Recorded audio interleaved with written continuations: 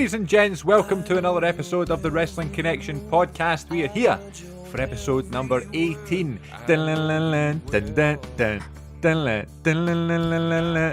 maybe the WrestleMania 18 theme. Welcome again, everybody. My name is Chris and this is Glenn. And the last couple of episodes we actually had banked and we had pre-recorded for a little bit. So it's actually been a while since we've recorded together. So a wise man once said, "Hello, my friend, we meet again. It's been a while. Where should we begin?" Feels like forever. How are you, my friend? It's been a while. It's been a while. It's lovely to hear your dulcet tones. I am really well. I tell you what, man. It's at the date of recording, I won't reveal, but we're at the beginning of August, and it means I'm going back to school really soon. But I'm good, and I'm ready, and I'm excited, and I'm nervous, and it's been 5 months since I think. Yeah, it's crazy. Teaching since a full day of teaching, so I'm ready for it. But yeah, I'm in good spirits. I really am. How are you today, my good friend? Very good, thank you very much. It's nice to hear you again and reconvene after a long absence. The reason it's been a long absence is because life has been a bit hectic. Mainly for my partner here because he has been in the process of selling his house and he's been away for a bit and going back to work and all that stuff. So really, I'm just sitting here pestering him to do another episode. He's the one going through big life changes. So if anybody's to thank for the success of this podcast, it's him, not Paul Heyman. Should we talk about that? Yes, that. So talking about the fact that it's been a long time since we recorded, and about 8 or 9 days ago, I was out with my dog, lovely sunny day, and my phone goes, and I love it. I loved it because I actually got the text because I've changed my ringtone, so it's the synthy thing from Radio Gaga. So it goes, you know, the Queen Really? song. Do that again.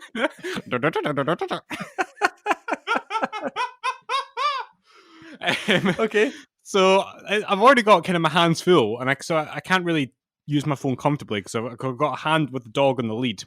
The dog is going into season, so we don't really want her running about off the lead where a male dog can have his way with her, you know. I know. So I look at this text and it's just a screenshot, and you know that way sometimes when you send a screenshot on Messenger or WhatsApp or whatever, you don't see the whole thing; it's kind of cropped until you open it. So I didn't think much of it. I saw Paul Heyman and I just thought that he'd maybe tweeted about being fired, like, you know, from his position on Raw or something like that. Yeah. You know, maybe it was just an interesting story, and you being the good friend and fellow wrestling companion that you are, you were just letting me know that something had happened in the wrestling world. And then I see the artwork by the wonderful Jamie Sweeney. I see a little cartoon Chris and a little cartoon Glenn. That cartoon Glenn, by the way, who has a very generous hairline, can I just stress, after these last few months. And you know what? It turns out that here's the thing, folks. Chris really does all the hard work with this podcast. He does all the kind of social media stuff. I've done little bits here and there, but he clips everything and puts out the little clips of the show out for people to get a taste of it. And one of the really should do more of that, though. You really should after this whole thing. Exactly. I should have done it. I should have really taken advantage of it, but I was clearly too lazy. So one of the things that he clipped was part of the Meet a Wrestler from a couple of weeks ago, which was when I spoke about the Inside the Rope show with Paul Heyman and meeting Paul Heyman. And you as you always do, you kind of edited it, you'd clipped it and put out a little 30-second or so sample, maybe it was a minute long. And Paul Heyman, like the Paul Heyman, the verified account Paul Heyman, had listened to this and taken the time to not just retweet it or like it, but to retweet it with a comment to say that I got to admit this is pretty LM. What was it again? What was it, you young LMFAO. LMFAO. Now, folks, if you're of the older temperament, i.e. me, if you're more vintage, to quote Michael Cole, that stands for laughing my effing ass. No, I've already screwed it up. Yes, what is it? Yeah, that's it. Don't doubt yourself just because you're a bit older. Laughing my effing ass off, right? So, Paul Heyman does that. He tweets it, and then other people see it. And that video, I don't know how many views those videos usually do when we put them on Twitter, but that's had thousands of views now, which is awesome. Yep. It's definitely the most exposure our wee podcast has ever had. And it also led to the amazing folks at Inside the Ropes, of course, who are the brilliant company that brought Heyman over in 2016 and are responsible for that even happening, that story.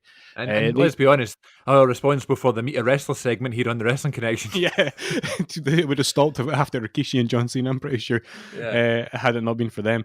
So, like, they also retweeted it, which is awesome, and it was just a really nice thing. And what got me is that Paul Heyman, doesn't need to do that. The guy has 2 million followers on Twitter. He's a well-known guy, and he could easily have ignored it. He could easily have just liked it, but he did what he did, and I know it would only have taken him like less than a minute to do all of that. But he chose to do it, probably knowing that it would help us out a great deal, and it did. So, Paul Heyman, thank you. You're some man, and I will try my best to do better next time I meet you. Some man, Paul. That's the thing that got me. You know what I mean? Like, sometimes when I've maybe posted something I've done on YouTube or something, whoever it's about might retweet it or like it or something. That's always really cool. But the fact that, like, they actually wrote a comment about it, and I get it, maybe he didn't listen to it, and maybe just got the vibe that it was funny. But he didn't, you know what I mean? But he didn't need to type that made him up. And that's the thing as well. He wrote that it was funny. So then all of Yeah. his followers must be like, well, if Heyman found it funny, I better listen. You know what I mean? So that kind of, it just gave me a pure buzz. You know, that's why I had to share it with you. And I was like, it's just, those are the wee small things that really make all this worth it. You know, the recording for hours and sound checks, and sometimes you have laptop and computer issues and stuff. That's fine. Yeah. Because sometimes Paul Heyman will take the time to tweet these things. You know what I mean? I've done, like, Jericho's done it a bunch of times.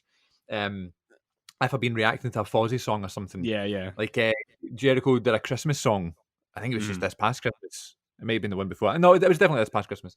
And I tweeted about it, and like, he replied to it or retweeted it saying, "Oh, thanks, Chris," or whatever. Do you know what I mean? Just that stuff makes you go, "Oh, that's cool." You know, I think I posted one of the videos, one of the reactions I had stuff on the day that he won the AEW World Title, and he retweeted it on that day as well. So it's like, he's probably sitting backstage. Like, I was over at my mate's watching the pay-per-view. He's probably sitting backstage running through Twitter, you know what I mean?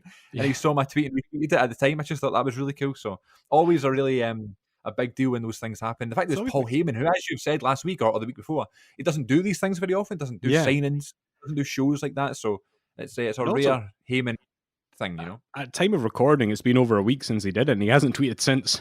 He hasn't liked anything. If you still go on at Heyman Hustle on Twitter, you'll still see our wee faces there. So that was really cool, and I do have to do more of that, and tag people. I always feel bad because they're probably like their timelines are probably full of stuff anyway. But if I can tag people, then maybe they'll see it, you know. Did I ever tell you that I used to DM with R-Truth on MySpace in the 2000s? No, I knew Grado did, but I didn't know you did that. Did Grado do it as well? So R-Truth was always really good for replying to people. And I used to just message wrestlers on MySpace just to see if they replied. I mean, John Cena was one of the first high-profile guys to have a MySpace in the noughties, and I tried so many times to get a reply from him, and I never got anything. I spoke to the Blue Meanie as well a lot on MySpace. Nice. I remember this is when he was in TNA, R-Truth, and I think it was when he was maybe the NWA champion, actually, or maybe a little bit after that. But it was definitely before his most recent decade plus long WWE run. And I just would try and write something just to see if I could get a reply, because it was the buzz. I was 14 or 15. So he was always pushing his music, and it was that. Do you remember that time he was always like dissing John Cena and stuff? He was in TNA and he was doing all of his rap music. And so I DM'd him on MySpace, like sitting on the One Family laptop up in my mum's bedroom, like saying, "Hi, when is the new record available? Huge fan." And then he replied saying, "Hi, it's it'll be available on this date." And we went back and forth for ages, and then I would just ask him questions about his music, and then eventually it kind of dried up. And about 4 weeks later, I went online again, and he'd messaged me saying, "Hi, just to let you know that's the album available now." No way. And then he followed up with, "Here's the link." And I never bought the album, and to this day, I still think I need to buy. I need to buy it. Well, I didn't have any money then, I was a teenager. Exactly. I feel like I need to buy R-Truth's album just to justify this deception. Because look, he's a businessman. Do you know what I mean? All these guys are independent contractors. They're just trying to make a bit of, trying to make a living. So yeah, sometimes you have to hustle like that, So I don't have any issue with him trying to. It's like Conrad trying to sell Blue Chew to you when you met Conrad. That's another story for another time.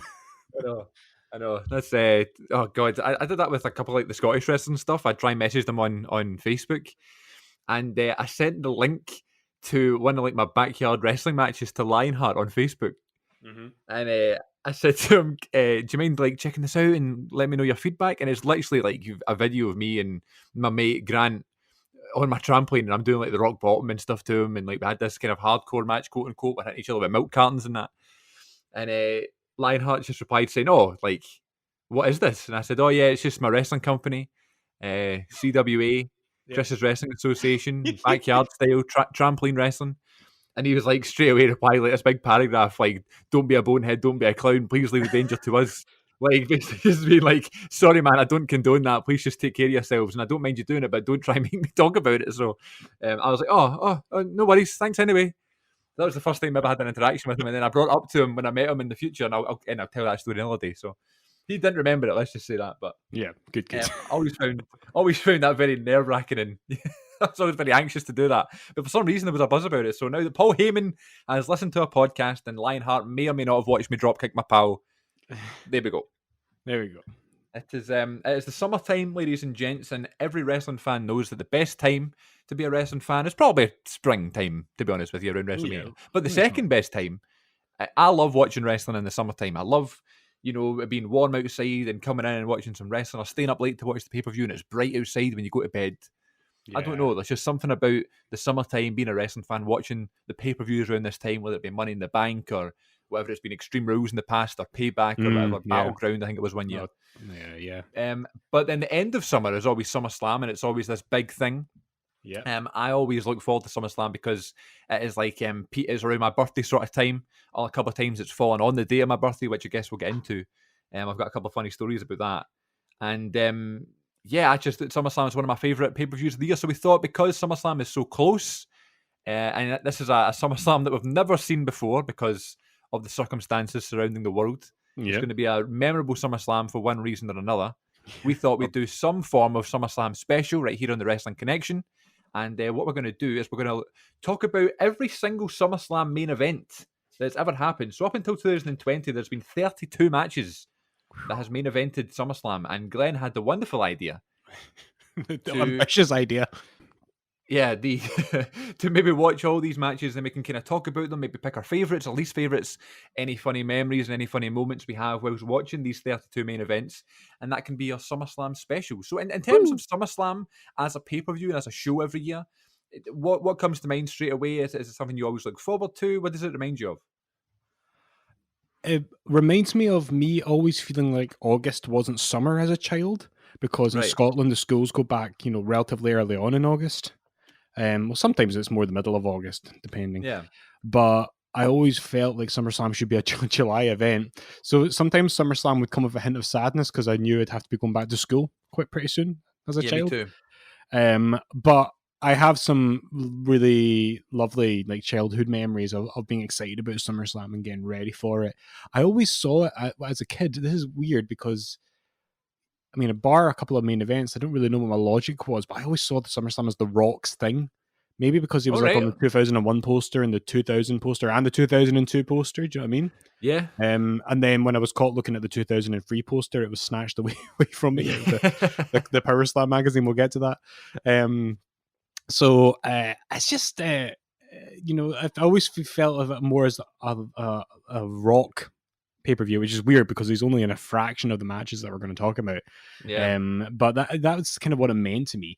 SummerSlam was August, and that was always Robert's birthday month. I'll just quickly tell you that my friend Robert's birthday is today, the day of recording. It's the month of August, and I have another mainstay of SummerSlam on his birthday card. It's a John Cena birthday card, which which I bought a few months ago, thinking that we wouldn't be allowed to see each other in August. So it's John Cena, and it says, "I'm sorry, I can't see you on your birthday." Very good. Very good. The irony being that I spent about half an hour looking for it this morning because I couldn't find it because I bought it in March. So he almost literally wouldn't be able to see the card, But the thing is, before we get deep into SummerSlam, I just want to quickly send you a picture of the card because I'm a little bit skew-iff about the likeness of John Cena on this card. So I've just sent you a couple of pictures there. If you want to look at that and tell me what this image makes you think of? Oh my god. What is that? Who drew that? I mean, to be fair, that actually looks more like Robert than it does John Cena. I mean, they've got the kind of body shape right, I guess. And the hat. I don't know. Paid for this. Yeah. Was it expensive? It bloody was, actually. Where did you get that card? Thoughtful, the online card provider. Oh, right. You didn't go to Clinton's or whatever and find this one. No, I certainly didn't. I'd No. expect better from Clinton's. So that's what Robert's getting later on today when I go and see him. Nice. What's the plans? Are you going to go and watch some wrestling as a group? Yeah, I think we're going to meet up and we're going to chill out and watch some wrestling, or just mess about. It's my last day of freedom for me. But honestly, I could do better when I was in standard grade art. Yeah, I definitely couldn't. But there you go. No, I think he'll appreciate that, and he'll probably get a good kick out of the way the card looks as well. So yeah, that's a thoughtful card. I think that's really. You talked about going back to school around SummerSlam sort of time. That was always one of the things I would think about. Like as soon as the summer holidays were announced and stuff, I would always look, when we were going back and when SummerSlam was, because I wanted to see if I could watch it live. Yeah, that was like on the top of my mind every year when I was in school. And I think really when I was in school, I can't even tell you which ones I watched. I think every single year, the Monday, after the next day, we were back to school. I think apart the later ones, obviously when I wasn't in school anymore, I've been watching live, but like not many. Maybe when I've like pulled a sickie or something, I don't know. But yeah, most of them, I'm looking through these ones I've written down here, and I'm like, I don't remember watching any of these live. So it was always like it's quite exciting though. You go back to school and you have all that anxiety of going back to school and nervousness and stuff, and getting back into your timetable and stuff. And then once your stressful day has been over, then you go home and get to watch SummerSlam. I think that was always a fun novelty, especially of, like all pay-per-views really when I was in school, but especially SummerSlam because it was fresh. Back to the new school year. So that's what I think about in terms of when I was younger watching SummerSlam. Yep. Now it's just another pay-per-view really. But again, this year, if it's on a beach or if it's in the water, if it's on a boat or whatever all the rumours are, maybe by the time you're hearing this, it's been announced. But I'm looking forward to seeing what they do with it. I'm excited for it. Like, there's a lot about wrestling. Wrestling is really like a mixture right now of things that I love and things I'm like, oh, that's weird. Yeah, underground. But the question mark over what 2020 will bring for SummerSlam has got me really excited. So I'm pumped for it. Yeah, it's going to be interesting. And just I hope that they said that maybe we can get some fans in. I don't know if that's going to be the case. I don't know if that's possible, but like I just hope it looks like a show that you're going to want to go back and watch. You know what I mean? Yeah. Like you're going to want to just take the time to go. I remember how great SummerSlam looked. Because I mean, at first WrestleMania was like a novelty. Oh look, it's at the Performance Center. Whereas now it's just the norm now. So I'm looking for something different. So it's going to be very, very exciting. And I hope. Listen, I'm a big Randy Orton fan, but I just hope Drew retains the title and gets one appearance in front of a crowd with that title. My God, such a Scottish person's luck to have your world title reign in front of nae people. Here's the thing. I'm a big Drew guy, and I want that for Drew as well. But if I take away my patriotism, and if I'm looking at this objectively, I kind of think Randy needs to win this because he's on such a streak right now. Yeah, I think he's probably going to win as well. And I think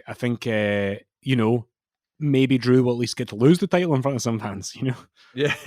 Yeah. And the thing is, I genuinely think if Drew's title reign ends in 2020, ends at SummerSlam, I think he should be considered to be. I know when people talk about who's the best world champion of all time, like that question is always subject to, well, what was the context? So I'm not saying he's the best WWE champion of all time, but I think he needs to be one of the most highly significant champions of all time because he carried the company throughout this entire thing. It's ridiculous, isn't it? It's ridiculous just how he's been so great and been in this situation. You know what I mean? I think all of his title defenses have been more than great. It's just, I don't know. I just wish there was some more sort of glamour to it. You know what I mean? It's just all a bit kind of flat just now, and that's just such a shame. But I just think he's done such a great job. You know what I mean? His promos. Talk about. I recently watched TLC 2009 at pay-per-view, and he wins the Intercontinental title for the first time. And it was the same show that Sheamus won the WWE title for the first time, and they're like best pals. So that was like a big thing. And Drew does a promo after he wins the title, and my God, he's still got the mad Ayrshire Scottish accent. Obviously now it's completely. I don't even know what accent he has now, but he's went through that speech therapy thing. Yeah, and just the charisma, and it's just you can see him enjoying himself, and he's confident. You know what I mean? It's just like Yeah. it's night and day. You watch his first promo with the title to now when he's the WWE champion, he's the main guy. It's just night and day. So I'm very very happy for him, and I hope Here's the thing, dude. something Like happens. You know? if he loses at SummerSlam, and I think he should, uh, I don't think that's his last reign. If he has really become the star he should be, then that won't be his last reign. I And hope I'd so. like to think he's got at least another decade of different types of runs, heel runs, face runs. And what I'd love is for them to finally do TV again in Scotland, or God knows, maybe even a Oh pay per view man, or something, and have him there.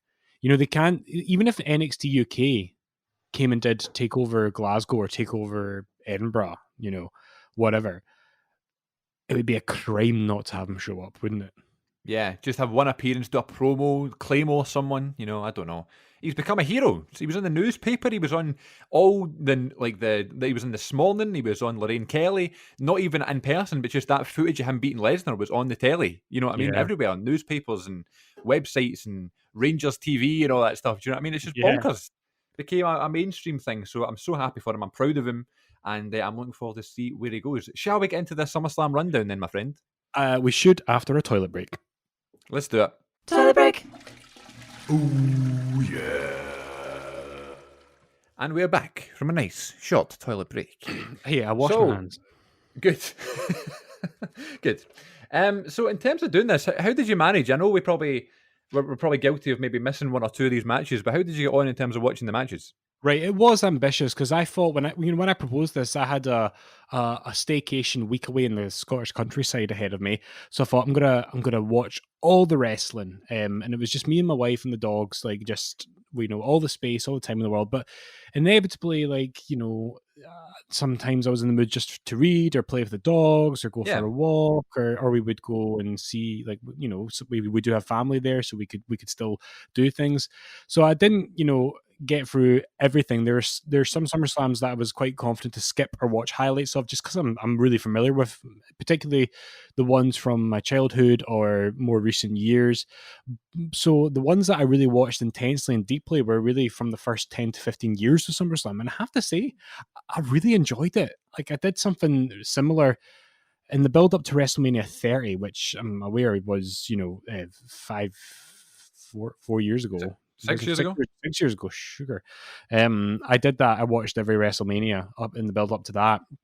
And so there was a few things that came up to me that I really enjoyed.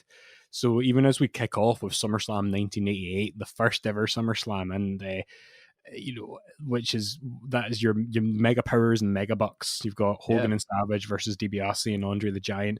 And the first thing that just struck out to me, which I remembered from rewatching all the WrestleManias, is just how hot the crowd is. Pardon the pun, but like those guys could play rock paper scissors and they would go bananas for it. And it's cause they are so sold on the characters. That's what they love about this. It's not they're not there for your Tokyo Dome 5-star match. Yeah. But they get a bloody spectacle. And the funny thing is, man, like we speak so much about how Rock and Hogan is an excellent wrestling match from WrestleMania 18 because it's maybe not a great technical match, but it's the theater of it. But what we often forget when we say that is that was wrestling in the 80s. What Hogan was doing was having a style of match which those fans hadn't seen in a long time in the WWF. Yeah. And that match has like this loud crowd, is air horns, and this is only like a few months after the WrestleMania 4. When Mancho wins the title, So Savage wins the title in Trump Plaza in front of Donald Trump of all people. And what this also for me is amazing is that this is when Hogan was their guy, and they would book things from year to year because there were less pay-per-views. So they could say, okay, so Hogan's gonna get knocked out of the tournament facing Andre at WrestleMania 4, and Randy's gonna win the title, and then the Mega Power is going to be a thing, and that way Hogan can still be in the main event, but Savage gets the title run, and that means they can plant the seeds for WrestleMania 5. So you have to think that when Hogan body slammed Andre at WrestleMania 3, they kind of knew where they were going. They knew that Savage was on the rise. Savage was going to win the belt at 4, and then the Mega Powers would eventually collide at 5. And obviously you can see when you watch this match that they're planting the seeds for Hogan and Savage because they're already doing the Hogan hugging Elizabeth and stuff like that. Yeah. They can tell that they're starting to build the tension. I loved watching this match. What did you think of it? It's very clever, isn't it? Very good booking, and actually an underrated time for booking, because we don't think about the booking of this era. You know what I mean? Mm. Like, I feel like when there's a good story told in the kind of modern era, you go, "Oh, this is brilliant," and the performers are so good, and they've laid it out perfectly, and the selling is ridiculous. But when we think back to the late '80s, we just think of Hogan always winning, Hogan must pose, and all this stuff. Mm-hmm. But realistically, they're just sitting down and going, "Okay, let's create an actual good story that people can get invested in and follow." And by planting these seeds, and don't get me wrong, Hogan's a great performer.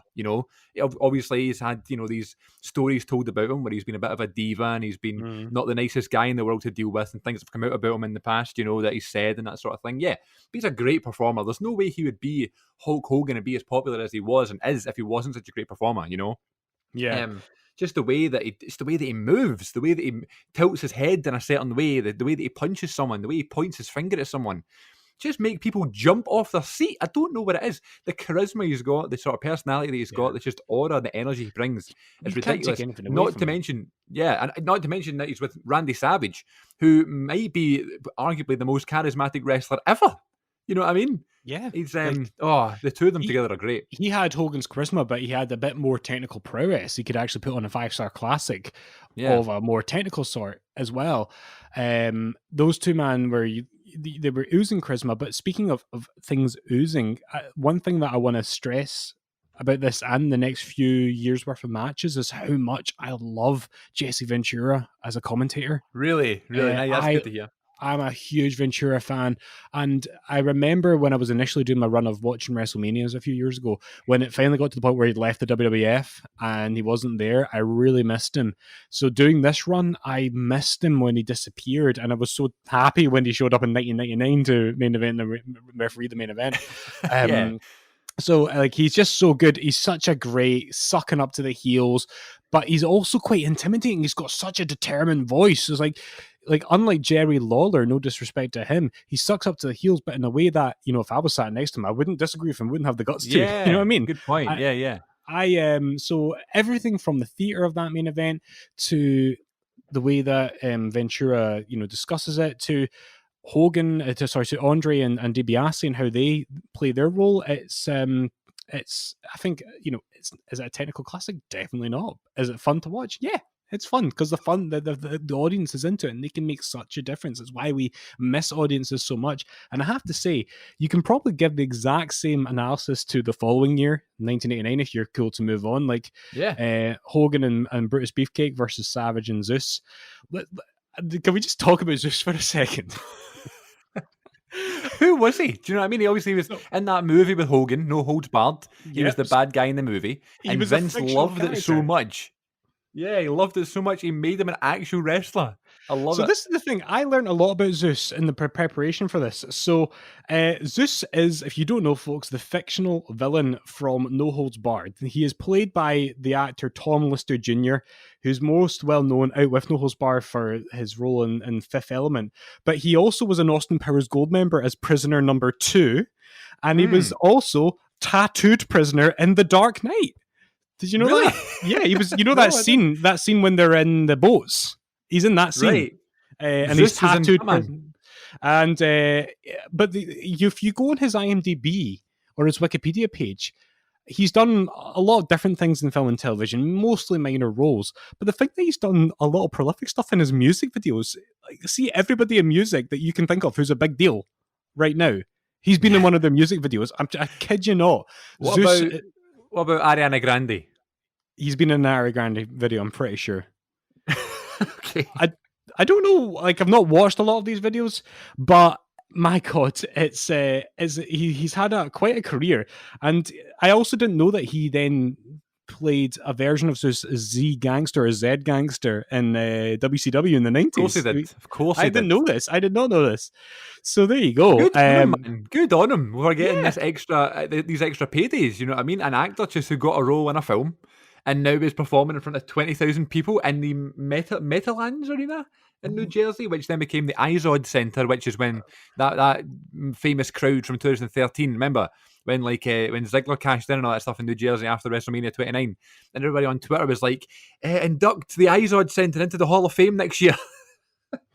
That's where this match took place. I wonder, has Conrad booked Zeus to do Starcast yet? Has that happened? Must have done. He must have done. I mean, you're missing a beat here, or Zed Gangsta, if you will. Zed Gangsta, jeez, oh man. But here's the thing, and this probably wouldn't happen nowadays. Everyone in that arena knows that Zeus is a character. He's an actor playing a wrestler and doing, can I just say, a good job of it as well. And he looks the part as well, doesn't he? He really does. Looks pure mean and menacing.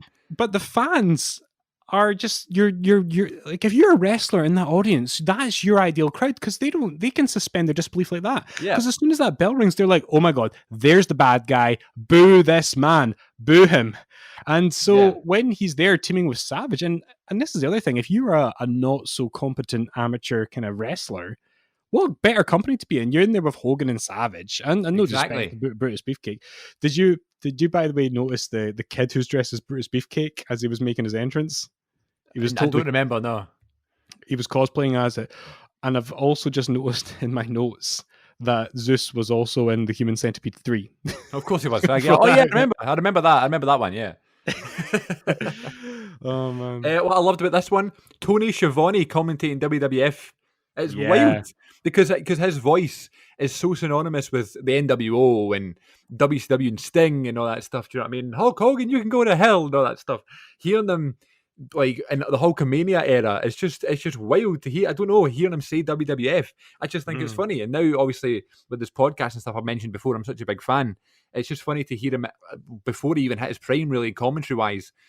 Still a young man doing it and still kind of figuring it out and trying to find that opportunity to get like his big break, which later would come in the early 90s for WCW. But you know, you could synonymize his name with WCW, and he's in WWE here, like the enemy, you know, with Hogan and Savage and Zeus, you know. So that was really cool to hear him. And I just think it's bonkers. You think about Savage, who was notorious for like wanting to script out everything and literally move for move he would write down. You know, I can just imagine him sitting down with Zeus and Zeus probably appreciating a script because he's an actor. You know what I mean? Whereas Hogan or whoever else he'd be working with, or even DiBiase and Andre from the year before, they may be like, oh, Randy, gonna just leave me. Do you know what I mean? Yeah. But like Zeus is probably like, oh yes, give me as much information as possible. And Savage is the perfect partner for him, you know? Yeah. It's I like, much like 88, I just really enjoyed it for that. The only other thing I want to stress that I loved about this match is that, and this is a testament to how over characters were in WWF at this time, and it's something we've not really seen much of since to that degree, because even in the Attitude Era, characters were over, but fans still expected a certain degree of physical spectacle. Yeah. And the point I'm making can be illustrated by this example. In this match, in the kind of last 5 minutes of it, Brutus Beefcake locks Savage. Or is it Savage? Let me see. I'm trying to check my notes. Yeah. He locks Savage in his signature move, which is a sleeper. And the fans go mental. They go so... I have never seen a pop for a sleeper like that in my life. Yeah. You know, when a sleeper comes in nowadays, that's your fans' moment to kind of sit down and maybe check your phone or go and get a drink. The beach balls. Aye. Yeah, this is it. Like, and the fans go crazy. And they're not chanting, they're not responding to the actual, like, the physicality of the move. They're chanting to the narrative that move now denotes, which is that this is his signature. That's what he's known for. This is on par with Hogan's leg drop and Savage's elbow. He's going to do a sleeper. And they love that visual cue. And you just don't get that simplistic kind of pantomime anymore, really. Yeah. Speaking of pantomime, I liked when they were trying to knock Zeus off his feet. You see that bit where he was kind of like staggering and he's down to one.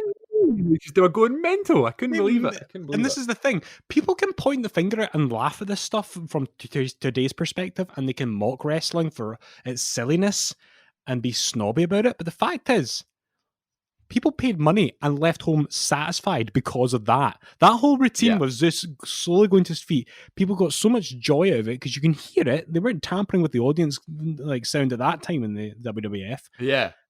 And those people went home happy. So, you know what? You can point the finger and say it's stupid or it's daft, but that made Vince McMahon a lot of money, that entire show, that entire routine. You know what was good about this whole thing, watching these SummerSlams? It's seeing like the evolution of the business. You know, Mm. you probably saw it with the WrestleMania watch along the way. I've done things like this before, but just in terms of like, I just all of a sudden was like, oh my god, like the business has changed drastically over a matter of years. You know, I mean, it looks so Yeah. different just by a couple of years, which is crazy to see. And even just by the next one, August 27th, 1990. Which was the third SummerSlam, and now Hogan is nowhere to be seen in the main event. I believe he wrestles Earthquake earlier in the show. Yeah.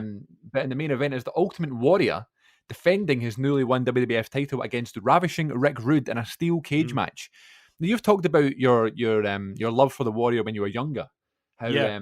you know, that was one of the main things that kind of made you a fan and kind of made you take note, you know, of wrestling and stuck out to you. When I see the Warrior, I honestly I roll my eyes. I'm not bothered about him. I'm like, oh, really? I'm not a fan. Just because it never was for me. I was well, you know, I didn't get into the wrestling when he was at his prime at all. It was always a thing I had to look back on. I've Yeah. heard the horror stories about him and that sort of thing. But I'll Yeah. tell you something. This match and this cage match was so much fun. It was like just Rude being first of all, Rick Rude's amazing in this Yeah, match. he's the MVP of this match. As over as Warrior is, and as much as he maybe sold the tickets for this, and by the way, correction, the main event of the SummerSlam is actually the wedding. Can I just stress? Is that not 91? Oh, sorry, am I missing? Yeah, that's 91. My bad. Yeah, sorry. Sorry. No, I know what you mean. I noted Yeah. that down as well. Yeah. Because I was thinking that it technically is what sold the tickets because that was on like the cover of the VHS and stuff. The wedding Yeah, at 91. absolutely. Yeah. But yeah, no, you're right. Like Warrior's over, but like a great heel is only as good as the bad guy that can make him look good. You know what I mean? So like Rick Rude is excellent, and I genuinely didn't realize that this had main evented this match. I just assumed it was kind of like when Punk was champion, but Cena would always headline the pay-per-views. Yep. I thought it would be like that, or when Benoit was champion. It's the same thing with Triple H, more often than not. Like I just assumed that I was going to sit down and watch Hogan and Earthquake. So when I saw it was Savage and Warrior, I was actually really pleasantly surprised because the first few years in the history of SummerSlam, you don't get a lot of WWF title matches in the main event. Yeah. You know, that's the truth of the matter. But I like that though. I like how it's like Yeah. the title it has to go on last, you know? Absolutely. And I think Hulk Hogan could easily have politicked his way into the main event in this match. But what I enjoyed about this is, you know, to your point, whether you're a Warrior fan or not, and let me just be clear, like the man behind the Ultimate Warrior, I don't like to be negative in the show, but I don't like to speak ill of the dead. But Of course. I don't hold them in high estimation at all for obvious reasons that are only a Google search away, I think. But the character was a big deal, and I loved the character. Oh, yeah.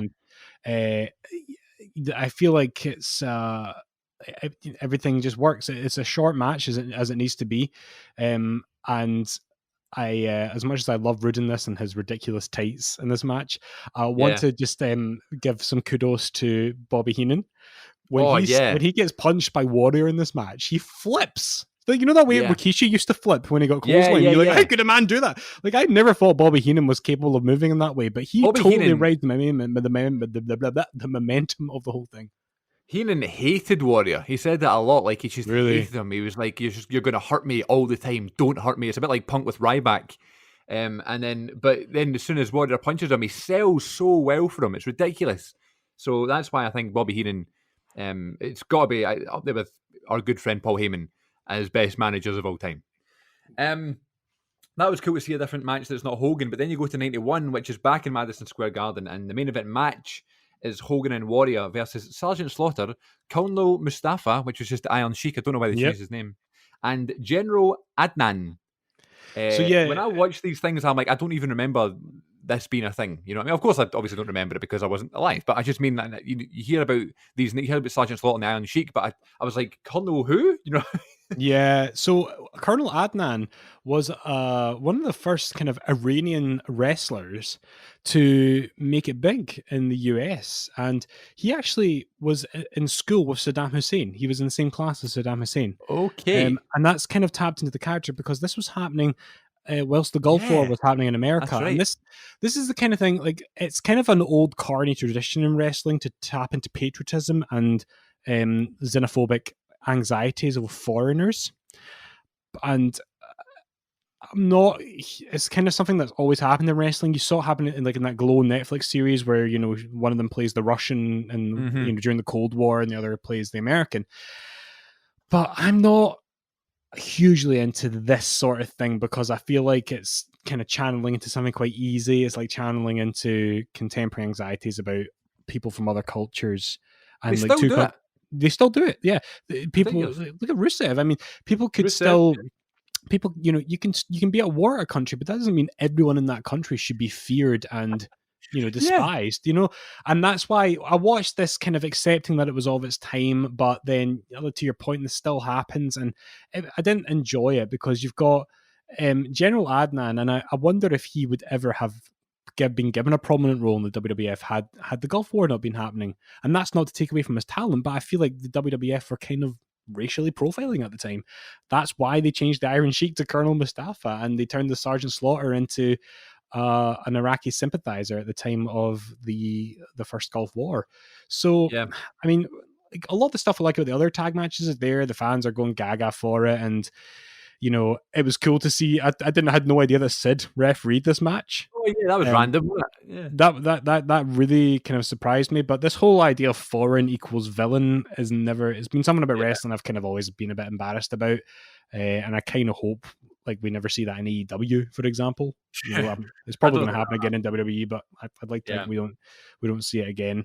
We're past that for AEW. But yeah, what I was going to say, yeah, like that famous story about WrestleMania 7, how it was supposed to be in the Sports Coliseum, and it was supposed to be 100,000 fans, but then because of the character of Sergeant Slaughter, and people were sending him death threats and stuff and threatening his wife and all that stuff, they had to move it to an indoor venue because they were scared they were going to bomb the stadium.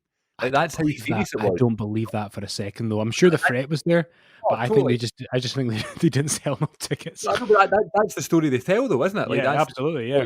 That's what we were going to die. You know what I mean? But even so, you can believe that was possible. It could be possible because of the way that they would do it. You know what I mean? So, yeah, that was the main event match. But the main event of the show was the wedding, and I just love how it's a wedding that goes well. You know what I mean? The only one, to my knowledge. I love how it was the main event of pay-per-view and no one leaves the whole Madison Square Garden, the world's most famous arena, 20,000 fans, and people just taking pictures and crying and throwing flowers at them. Think it over that was. Think about the moment that Savage and Elizabeth reunite at WrestleMania. Yeah, when he great. finally embraces her and there's people crying. Now, like through today's lens, that is extremely problematic because he was an abusive husband. The character, I'm not talking about Randy Savage, the man, can it be clear? Yeah. The character was a bad dude and she just takes him back like the damsel in distress. But like the fans loved it and fans cried for it. And if you can elicit that reaction at a wrestling show, then you've done your job. You've given them their money's worth. Isn't it funny how over Elizabeth is? Like, how much she is absolutely loved. Yeah. You know what I mean? The true first lady of wrestling for so long. She doesn't do anything in particular. Like, so China was so over, right? Everyone loved China when she was in DX and that sort of thing. But she was like always in the matches, getting involved, getting interfered, getting chucked out, all this stuff. But then Elizabeth doesn't do anything. She just stands there and she's beautiful and stuff. But like, she's just so. It's like a pop culture thing. Like, there's Elizabeth. Yeah. You know what I mean? It's ridiculous. It's fascinating to see that. How things change. I don't know if you would see that kind of reaction to a wedding angle now. I don't think people would be that as invested because audiences have changed. And speaking of changes, how different does the WWF look the following year?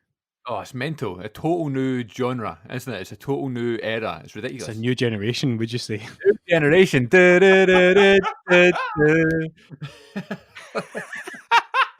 I love that song, and I love how it then became Linda McMahon's theme. It still is as well. If she ever comes out again, that's her theme song. I love it. What bothers me is that when she ran for Senate, she didn't walk into her campaign rallies with that music. Why didn't she do that? The new generation was a little bit before my time, but when I first got into wrestling and I was trying to find all this, footage and stuff, like that just happened, the new generation. So it was still very fresh. Like my cousin Graham had all the videos and stuff.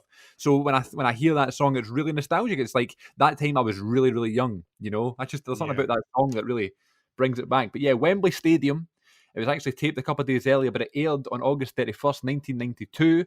Couldn't do that now. Show. Couldn't do that now, I suppose, yeah. And the main event is the British Bulldog versus Bret the Hitman Hart for, wait for it, the Intercontinental Championship. Bravo.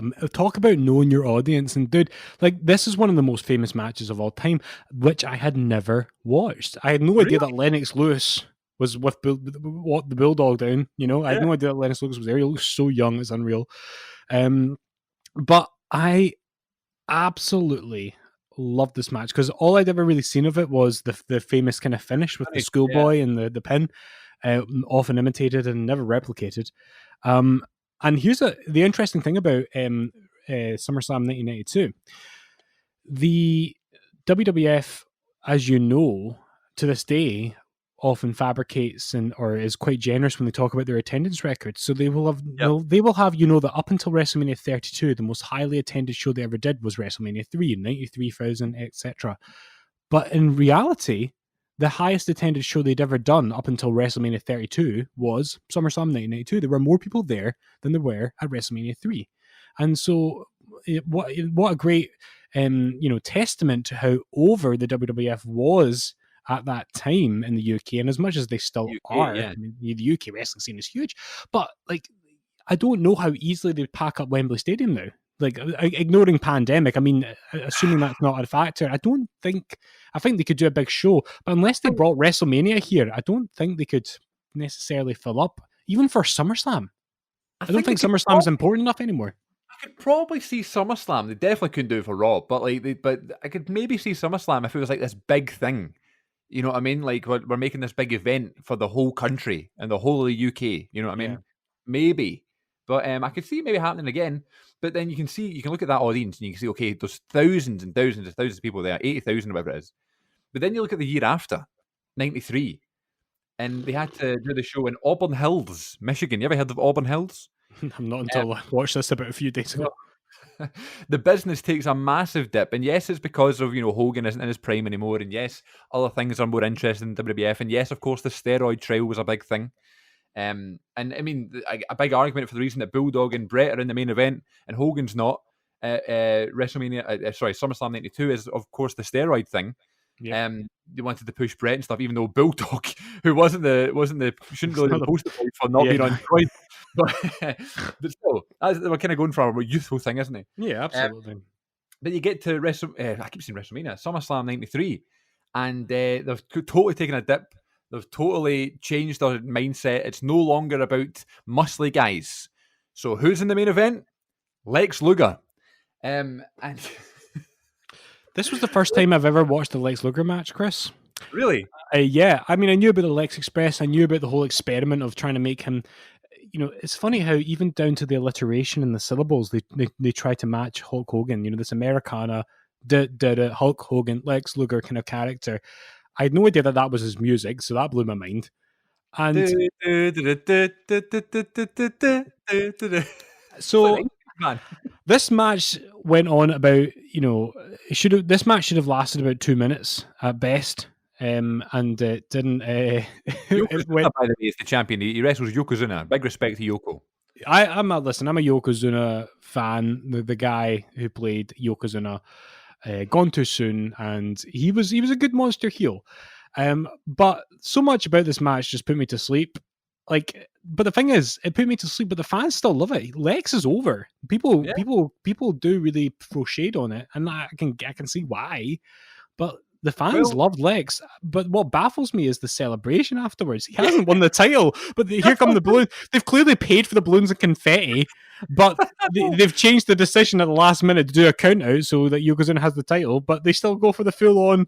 It's like when Kurt Angle beat Austin at Unforgiven 2001. It's mental. Yeah. I don't know.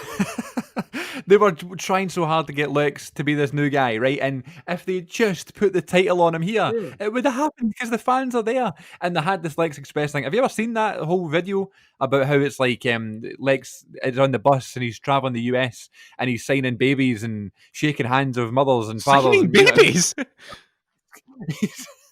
Can you sign my baby? Who's going about signing Wayne's? Kissing babies, maybe. Total package, mate. The total package. He's going about, and like the video is all about him being so patriotic, and the end of it is like he's eating catering or something, and Vince comes up to him and puts his arms round him, gives him a hug from behind, and Vince is like, "Hey, big boy, you excited for SummerSlam?" And that was like a meme for years that Vince has finally found his golden boy. But then for some reason he just doesn't win the title. And then after this, you can see his career just go down and down and down, and his popularity is just like, no, you actually are rubbish. Give us more Bret Hart. And it's just such a disaster. I feel so bad for him because he's obviously there. The fans love him. This could have been it. They bought the confetti, they bought the balloons, the music's there, they bought this bus. They should have just done it. It's ridiculous that they changed the thing last minute. And I love the celebration. I love how mentally he goes when he realizes that he's won by count out. The Steiner brothers came out and put him on his shoulders and stuff. I think it's brilliant. It's I'm not a big Lex Luger fan. However, I will say in recent years I became more of a Luger fan because I talked about, I don't know if it was last week or the week before, but I talked about one of my favourite video podcasts that I watch on YouTube called OSW Review. They have the boy stables. Remember we talked about it? That was your homework, by the way, to come up with a boy stable, but I'll let you away with it this week. Thanks. You've been away. And one of the hosts on that show is a massive Lex Luger fan, and the other guys are like, why? He's not that good. And he goes, no, the reason I like Lex Luger is because of his selling. And it's become a thing in WWE, or not WWE, it's just wrestling in general. It's called Lugering. And basically what happens when you punch someone, when you do a move, when you get chopped, when you get punched, when you get forearmed, you just have to go, rah! And you have to make this sort of grunt. So if you watch any single Lex Luger match, any time that he chops someone and he slams someone, forearm, elbow, he's just going, row, row, and just screaming and grunting. When he does it, when he gets it done to him, it just makes all this noise. Honestly, any Luger match, WCW, WWF, you know, Yoko could have did like the sort of chop thing to the throat. Luger just screams this big grunt, and it just became this thing called Lugering. And watch it now, man. You can't watch a Luger match any other way because you can't notice it. You can't not notice it anymore, you know? So anytime I watch a Luger match, I'm like, yes, let's see what the selling's going to be like this one. So that was okay. I didn't mind that match because of that. It's not a great match, but the fans are into it, which is not what I can say about 1994. You've got it's a bit of a disaster. It is probably my least favorite thing that I watched throughout this entire run. 1994. Cool. No, the concept is cool. The poster was cool. The idea was cool. I've never watched Undertaker versus Underfaker, aka Chains, but I have. This is the first time I watched it, so I kind of thought, you know, Undertaker in the 90s, he can go. He's like, there's no question that he can have a good match at this point. Didn't really. I wasn't a huge fan of Chains, but like I liked the idea behind it. I knew the story going into it, that Undertaker had been gone for a while, and Ted DiBiase had brought in this imposter, and then Paul Bearer was going to bring back the Undertaker, and they let it breathe, and they built it up. And I think because Undertaker had missed WrestleMania 10, like that, you know, that was one of the few WrestleManias in his entire career that he'd ever missed. And oh my God, this match is so dull. And I think part of the problem is that the WWF Championship match at the show, and this will be a future match of the week, by the way, so I'll talk more about it later, is Bret versus Owen in the cage for the WWF title. And that is a 5-star classic. You know, I will fight anybody verbally who wants to challenge me on that. And if you've they're basically in the same situation that Triple H and Orton were in at WrestleMania 25. There's no way that they could follow such a great match that came before them, which is ironic because The Undertaker is in the main event of this one. Yeah. For me, with Undertaker versus Undertaker, like, two things were positives for me. First of all, I found it hilarious that Vince McMahon acknowledges how deadly silent the crowd has got out of boredom, and he says they're stunned into silence. Yeah. No, they're bored, Vince. They are bored at this boring match. They've got the highlight was the entrances. The fans pop for the entrances, and then they pop for the finish, and that's pretty much it. I don't know about the entrances though, because they play the theme song 3 times all the way through, because it's fake Undertaker song, then they bring out the casket, and then it's Undertaker. It goes on. The entrances are longer than the match. The best part. Sorry. I was just it's not foreign to an Undertaker match, you know what I mean? He's always got a long entrance. This is it. But the best part about this whole debacle, this whole Taker versus Taker thing, is something which you don't even get much of a clue of if you just watch the match. But in the build up to this and on the pay-per-view, Leslie Nielsen of Naked Gun and Airplane fame has been part of this whole angle where I think he was promoting one of the Naked Gun films. But he was there kind of basically being the stereotypical Leslie Nielsen Airplane kind of Naked Gun character, was investigating where the Undertaker had got to. And that is the one bizarre, weird, but redeemable things about this, is that the payoff for this angle was rubbish, but at least he was part of it. Should have been Tombstone. Should have been, man. What an opportunity. Then we moved to SummerSlam number 8 in 1995. And it is, we're now in a new generation. We're trying to find our new star. Brett is obviously a big star, but clearly not in the eyes of Vince, really, to kind of make him the guy. So what do? We look for another big guy, and his name is Diesel. Diesel, as they keep saying. Diesel! And this is back when you won the King of the Ring, you got a title match. Owen won the King of the Ring in 94. He got his title match at SummerSlam. Mm-hmm. And in 95, it was Viscera, a.k.a. King Mabel, Yep. £600 Mabel, not the singer today in the charts, versus Diesel for the title at SummerSlam. And this is probably my least favourite one I watched this week. Yeah, to be honest, it is a toss-up between Taker and Taker. This, at least it's short and sweet. Well, short, yeah. I wouldn't say sweet. It's quick. They kind of boot themselves into a corner with Mabel because, you know, like the month before they'd given him King of the Ring. So they kind of had to do something with him. But I wonder if they kind of knew. Well, they must have known by this point he wasn't going to be a star because Diesel wins. And do you know what? I was so bored that I actually don't know how this match finished because I was looking at my phone. You know, I think I'm the exact same. I think someone came in, like my dad came home from work or something. I went, just left the room, went and spoke to him. So yeah, not a big fan of that one. But that one also had Shawn versus Razor ladder match 2 on that show. Always forget about. It's just one of those ones where they're in that awkward transition. This is basically the WWF's teenage years, you know, before they kind of find out who they are as an adult. And even and you know, to that point, the following year, 1996, Vader and Shawn Michaels is a much better match. Yeah, not a bad match at all. I really enjoyed it, and like Vader's best work was never in the WWF. Like I would point to his WCW stuff with Mick Foley for sure. You know, like that's the kind of, when I think of Vader, I enjoy that. But this was a great match because you've got two really good wrestlers in this match, and Vader's moonsault always blows my mind every time I see it. Obviously, this is post Iron Man match at WrestleMania 12, and you know the fans are really the fans are into this, and Shawn is really, really over. I wasn't mad about the kind of 2 finishes, and then I wasn't a fan at all. Yeah, but you know, I kind of liked it. I kind of got like, but I like the finishing sequence with Vader missing his moonsault, and then Shawn. When have you ever seen a match end with a moonsault? You know, this point. Apart from this match, this is something that stuck out in my mind. Pete Shawn Michaels as a bit of a dafty, shall we say, isn't it? Yeah. When he wasn't the biggest, or no one was his biggest fan, I should say, backstage behind the scenes. And this is this famous spot where he goes to elbow drop Vader, and Vader doesn't move out of the way, and Shawn just stops and just starts screaming at him, just starts going, "Move, move," and just kicks him right in the face. What an absolute brat! He was a total brat. You know what? Even though I was 5 years old when this match happened, I should have just gone over there and knocked his hat off his head then, and that would have humbled Shawn Michaels, I'm sure. He kicks him so hard in the face when he doesn't move. Like, I can't believe Vader didn't kill him. Vader could have ripped him in half. I know. God. But you know, in Wrestling with Shadows, Brett says that Vader's, you know, he was a really sensitive, you know, kind of compassionate kind of guy. He was probably mature enough, based on Brett's assessment of him as a person, to rise above a bully. Do you know what I mean? Like, you're absolutely right. He could have torn him limb from limb. I love the spot where Shawn jumps over the top rope in this match. That always reminds me, because remember in like 2002 when they're building up to the Shawn and Triple H match, they're showing the video package of how good Shawn is because it's his first match back. And there's that clip where JR says, "No one has ever outperformed Shawn Michaels in a main event matchup." And there's all these clips of Michaels doing moonsaults and stuff, and that clip's always in there of him jumping over the top rope and landing on Vader. Yeah. I love that one. So moving on to 97, we are now in I think this is a very strange time in WWE, because yes, they're really picking up steam, but it's right before the takeoff. You know what I mean? Yeah. SummerSlam 97 is a very interesting show, and I've always looked at it as a very interesting show. It's never one that I'm like, oh, brilliant show.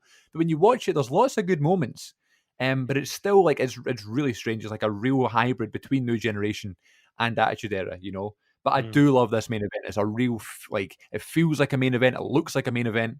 I sound like Louis Walsh. And it just feels like Brett and Taker. Sorry. It looks like a main event. It feels like a main event. You are an absolute superstar. Jesus. Shawn Michaels is a special guest referee, and I absolutely loved this finish, to the point where we recreated the finish in CWA, my backyard wrestling company, where I was Jeff Element's best pal, and Jeff Element spat on me because Yep. I messed up the 3 count and I went to hit him with a steel chair. Jeff Elliman ducked, and I hit the $1 million boy in the head with the steel chair. Yeah. God, what a finish! I love it. What do you think of I, this one?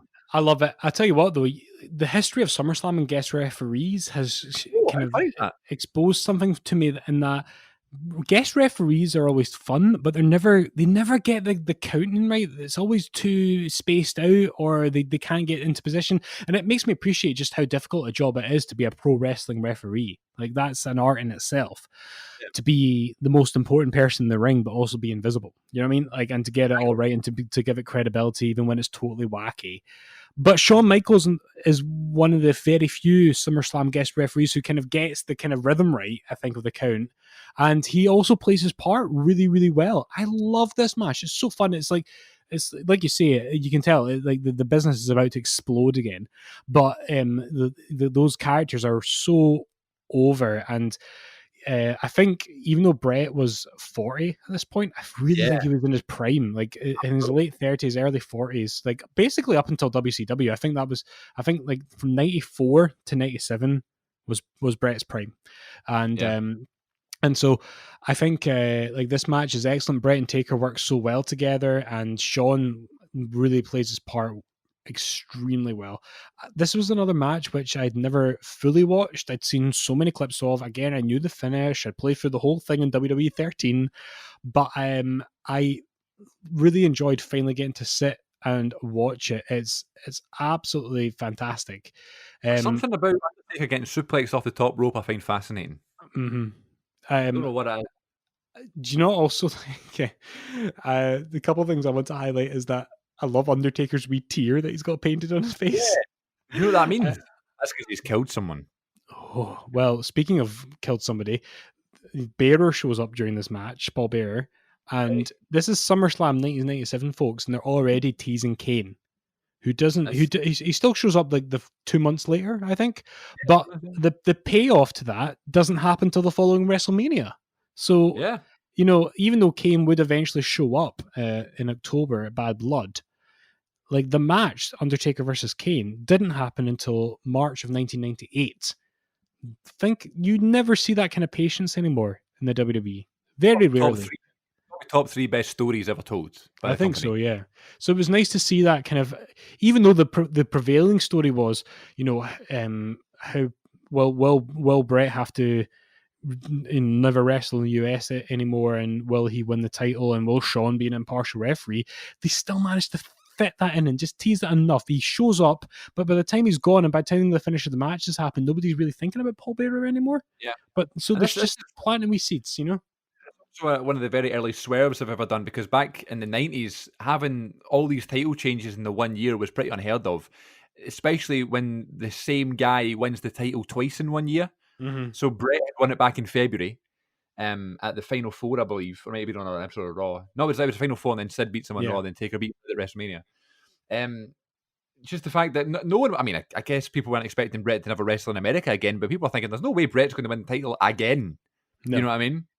But just the way it's done, it's just perfect. And it leads, obviously, because Michaels has screwed Taker, they lead up to their Hell in a Cell and stuff.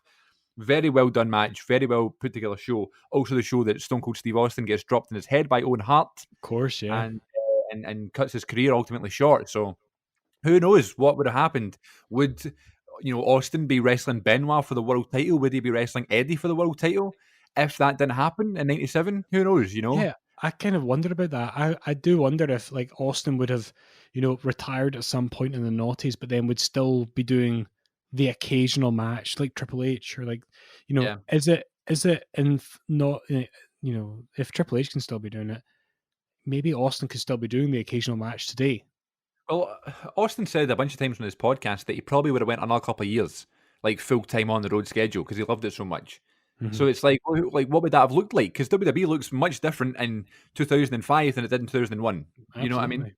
So very interesting. Then we move on to one of my favourite pay-per-views of all time. Not necessarily because of the action. I've talked about it on the show before, just Yes. because of the buzz of this show. Yeah. And it's SummerSlam '98 from Madison Square Garden, the double main event essentially. Triple H and The Rock for the Intercontinental title in the ladder match, but on top you have Austin versus Undertaker for the WWF title, Madison Square Garden.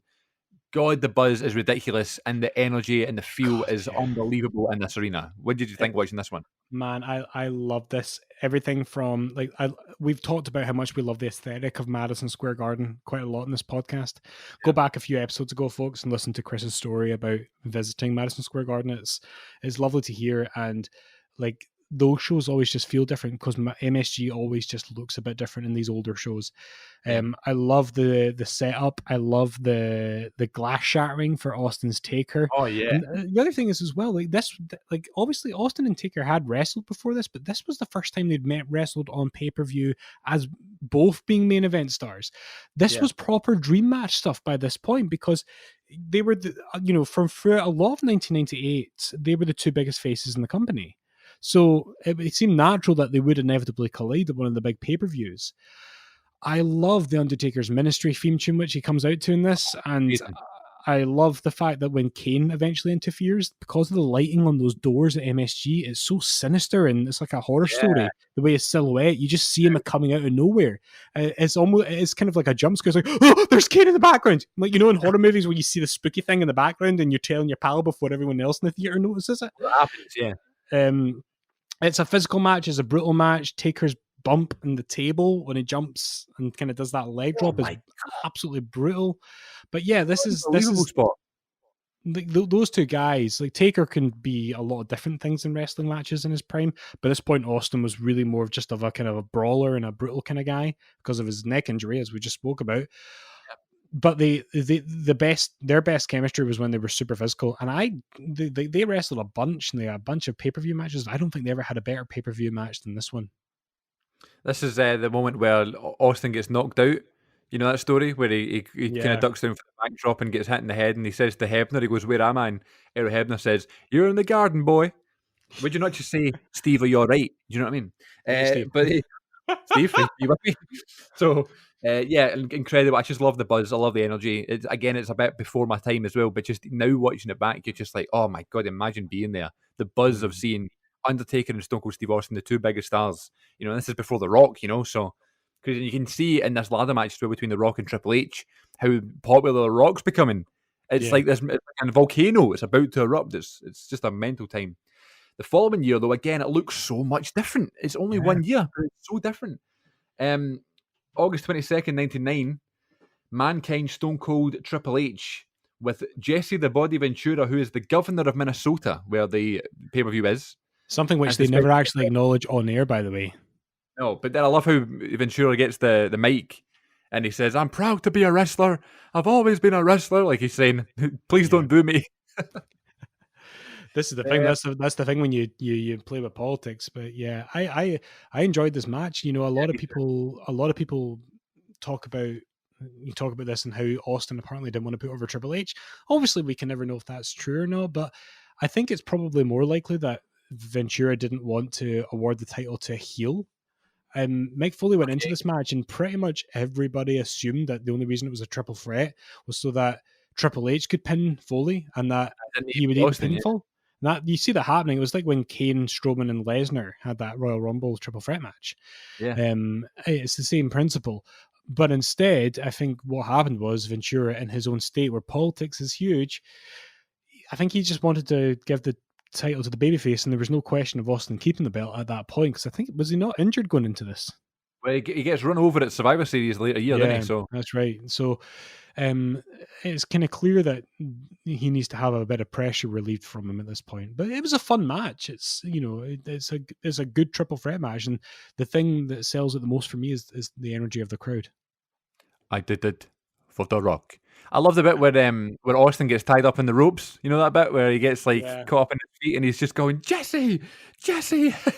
Triple H needs to help him. These ones I haven't watched as much. I watched them when I was younger, but because I've been on this Attitude Era watch through, I haven't touched 99 2000 yet.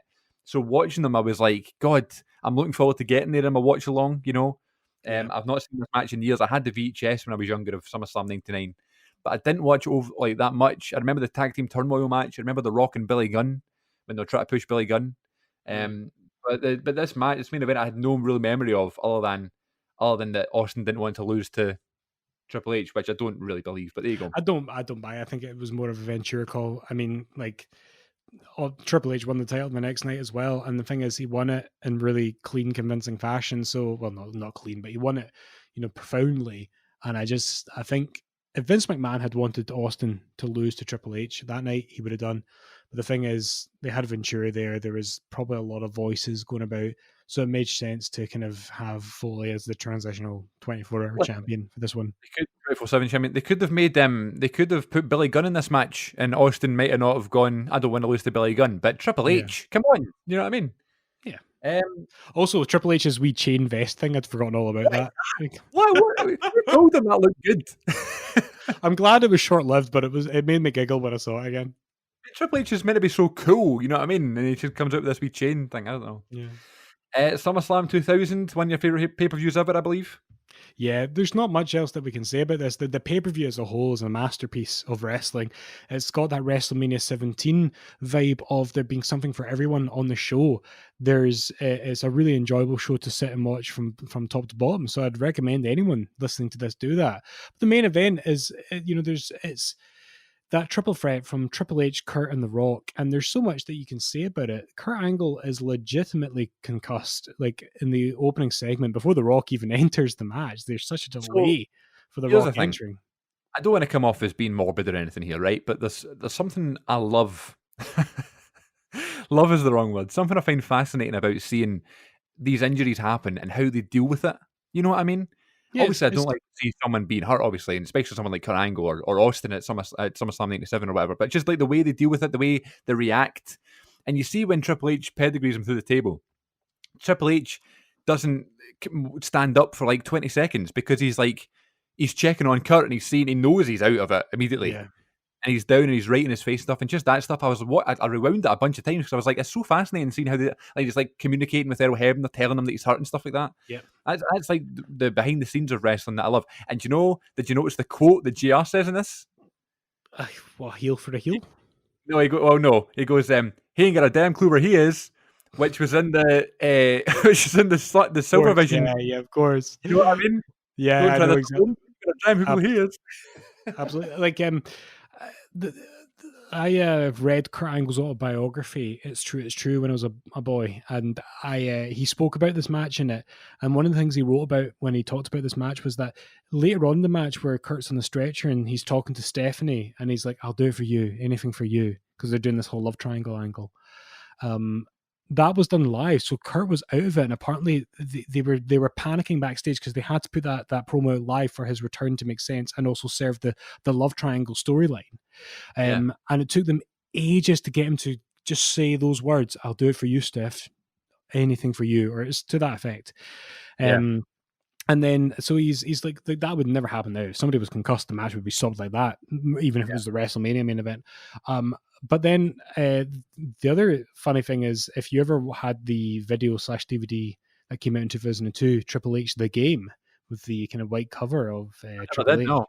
I did, and there's a great, that's another kind of documentary piece about him going through his quad injury and then coming back in 2002. But he does talk about that match at SummerSlam 2000. And so at this point, Triple H and The Rock are having a singles match because Kurt's been taken backstage and he's gone for much longer than they planned out. But because of Kurt's legit injury, he's backstage, trying to get this promo together. And Earl's getting all this stuff in his headpiece about how to move the match from Vince. And Triple H and The Rock are ignoring it. And at one point, and you can see it in this match if you know where to look, Triple H turns around, and I'm going to censor myself here, but Triple H turns around and Rock's on the ground, and Triple H looks up at the referee and he goes, "Earl, F off. This is our match. If they don't effing like it, then just F off." And then they continue with the match. And that's because Earl was constantly going to Triple H saying, "You need to do this. They want you to do that. They want you to set this up for Kurt coming back." And he just wouldn't do it because they're totally improvising. So for a match that could have fallen apart, they did a great job, don't you think? Well, it was two of the best ever to do that. You know what I mean? So, yeah, I love stories like that. It's really cool. See when The Rock comes out for his entry, obviously Triple H and Angle have their brawl beforehand, and then The Rock enters after. It's a bit like Kane, Big Show, and Raven at WrestleMania 17. A bit less momentum for that one. But when The Rock comes out, when I was watching him walk down the aisle and just like he had the belt and his hair and his trunks on and stuff, I was like, that is so my childhood Rock. You know what I mean? I just had hit right in the face with nostalgia, with the music and the way he walked and everything. I just like he just looked like the Rock in his prime. You know what I mean? 2000 Rock on top. I love it. It's that was when I just thought the Rock was good. I had the T-shirt and stuff like that. I sent you that picture a couple weeks ago when I was a wee boy. I was lying on the floor of my kitchen. It was adorable.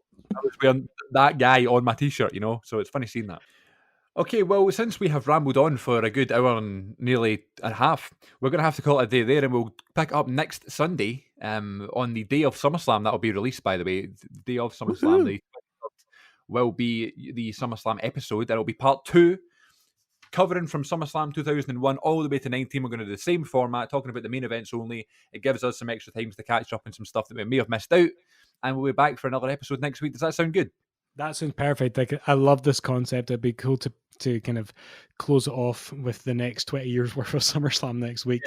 And yeah, I've really enjoyed this. So I'd like to think that by the time this goes out, like, the world obviously should know something a bit more about how 2020 SummerSlam is going to go.